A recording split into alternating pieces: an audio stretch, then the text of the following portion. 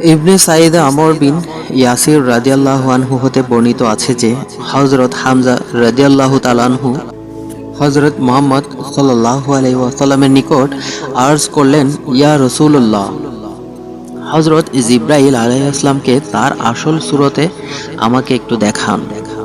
রাসূলুল্লাহ হযরত হামজা রাদিয়াল্লাহুকে বসতে বললেন এবং সময় হযরত জিবরাইল আলাইহিস সালাম কাবা শরীফের উপর অবতরণ করলেন।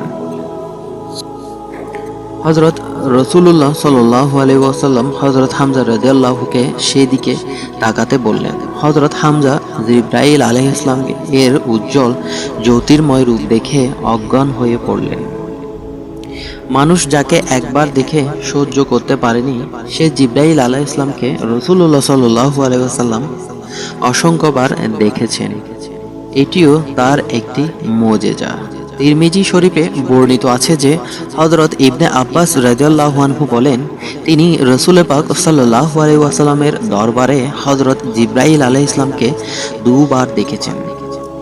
এমনি সহিহ বুখারী ও মুসলিম শরীফে বর্ণিত আছে যে উসামা বিন জায়েদ রাসূলুল্লাহ সাল্লাল্লাহু আলাইহি ওয়াসাল্লামের খেদমতে হযরত জিবরাইল আলাইহিস সালামকে দেখেছিলেন।